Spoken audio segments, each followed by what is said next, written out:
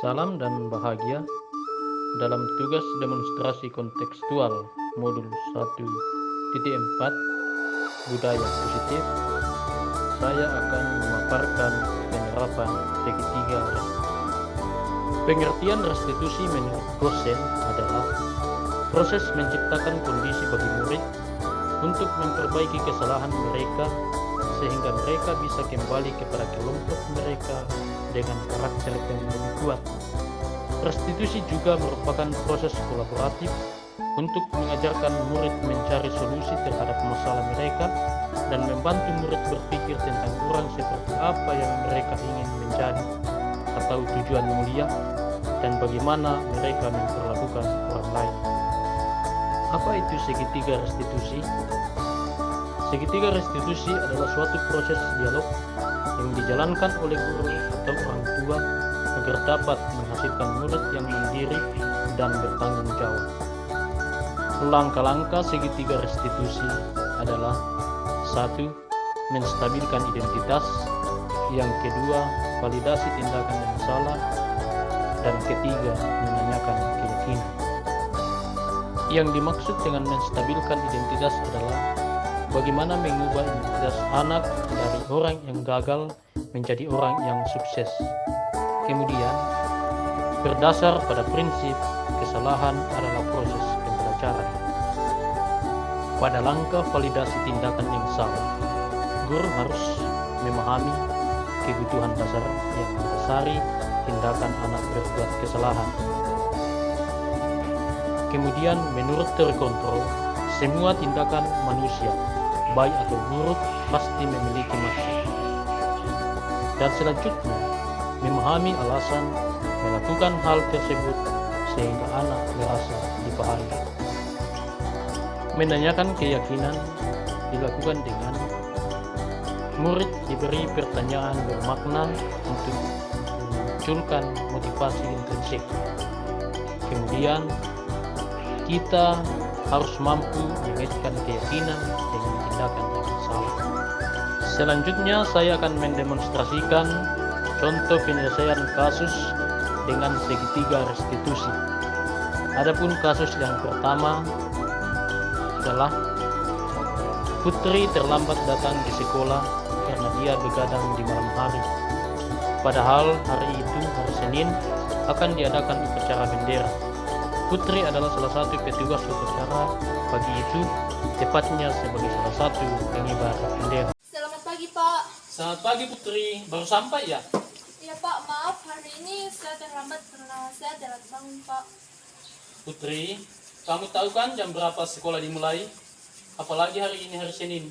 Kamu juga tahu kan jam berapa upacara dimulai? Tahu, Pak. Jam 7.30 bel berbunyi dan upacara dimulai. Betul. Terus, kamu juga ingat kalau hari ini giliran kamu menjadi salah satu petugas upacara, bukan? Saya ingat, Pak. Hanya saja hari ini saya tidak bisa memenuhi tanggung jawab saya. Baiklah, Putri. Saya hargai kejujuran dan pengakuan kamu. Saat ini sulit mendapatkan orang yang mau mengakui kesalahannya dan berkata jujur. Terus, bagaimana kamu akan memperbaiki masalah ini, Putri? Saya tidak akan begadang lagi, Pak, dan akan menyetel alarm supaya tidak terlambat bangun. Saya juga akan meminta kepada ibu saya untuk mengingatkan saya. Terus, tanggung jawab saya sebagai petugas pengibar bendera hari ini akan saya laksanakan di pelaksanaan upacara berikutnya. Saya juga akan meminta maaf kepada Cindy dan Danti karena telah mengecewakan mereka. Baiklah, Putri, saya rasa itu ide yang baik. Semoga usaha dan yang akan kamu lakukan berjalan sesuai rencana ya. Terus, besok-besok dan seterusnya kamu tidak akan terlambat lagi, kan? Tidak, Pak, saya akan hadir tepat waktu. Terima kasih, Putri. Saya hargai usahamu untuk memperbaiki diri. Silakan ke kelas dan bergabung dengan teman-temanmu. Baik, Pak. Tanggapan saya terhadap penyelesaian masalah yang dilakukan oleh Pak Amos sangat baik karena itu dapat mengubah karakter saya. Kesalahan yang saya lakukan tidak membuat saya patah semangat, tetapi dari permasalahan ini saya bisa berubah menjadi pribadi yang benar, patuh, dan taat terhadap aturan yang berlaku di sekolah. Kasus 2. Oldi dan Agung terlibat persoalan di kantin disebabkan karena minuman Oldi tumpah setelah tidak sengaja ditumpahkan oleh Agung. Minuman yang masih panas dan baru dipesan di ibu kantin hampir mengenai kaki Oldi. Dia sangat marah dan gusar. Selamat siang Oldi, selamat siang Agung. Selamat siang, Pak. Bapak dengar kalian lagi ada persoalan ya? Bagaimana masalahnya Oldi? Pak, saya sedang makan di kantin. Saya sudah pesan minuman di ibu kantin. Kemudian Agung dan temannya datang berlari dan menumpahkan minuman saya yang baru dipesan. Masih panas, Pak. Untung tidak mengenai kaki saya. Oh begitu ya, apa benar begitu Agung? Ya Pak, tapi saya tidak sengaja Pak. Kaki saya terantuk di bawah kaki meja Pak. Dan saya hampir mengenai minuman Oldi. Dan saya sudah minta maaf Pak. Oke, baiklah. Terima kasih informasi kalian. Di sini Bapak tidak akan mencari siapa yang salah dan siapa yang benar. Tidak ada orang yang sempurna. Kesalahan itu sifatnya manusiawi. Pasti kalian melakukannya karena ada alasannya, bukan? Iya Pak, saya berlari masuk kantin karena beradu cepat dengan Mirsan. Saya marah dan meminta Agung, Pak, karena saya jengkel sekali. Saya juga panik, Pak, karena minum itu masih panas. Jadi saya tidak bisa mengontrol diri dan mencaci maki Agung. Terima kasih atas kejujuran kalian. Saya sangat menghargainya. Apa kalian meyakini bahwa sesama manusia sangat penting saling menghormati? Apa kalian ingat keyakinan kelas kita di mana kita harus saling menghargai? Ya Pak, saya ingat saya harusnya tidak bertindak gegabah. Saya harusnya tertib ketika masuk kantin, bukan berlari. Itu bisa merugikan orang lain dan kecil. Wah, itu sangat betul Agung. Kamu mengingat kesepakatan kelas kita. Terima kasih atas pengakuanmu. Bagaimana dengan kamu Oldi?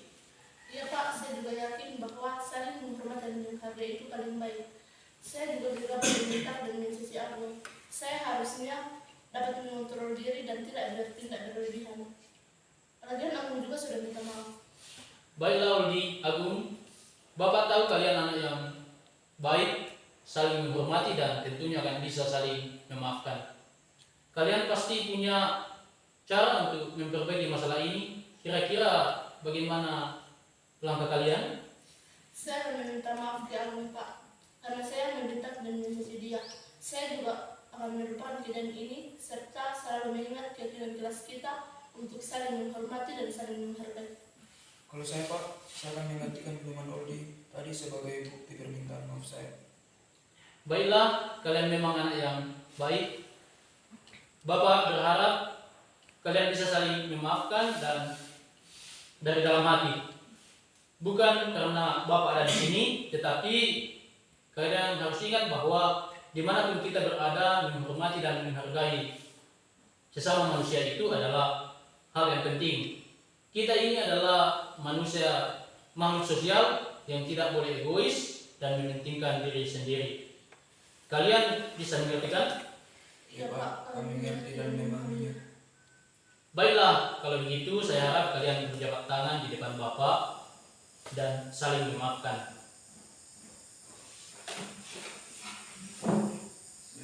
Tanggapan saya terhadap penyelesaian kasus ini adalah sangat baik, membuat kita lega karena kita tidak dihakimi atas kesalahan yang terjadi, namun diberikan bimbingan dan arahan supaya dapat bertindak lebih baik sehingga karakter kita pun terbina. Saya terhadap penyelesaian kasus ini adalah bahwa Pak Guru menyelesaikan kasus dengan sangat baik dan mengajarkan kita untuk saling menghargai, menghormati, dan tidak mendendam.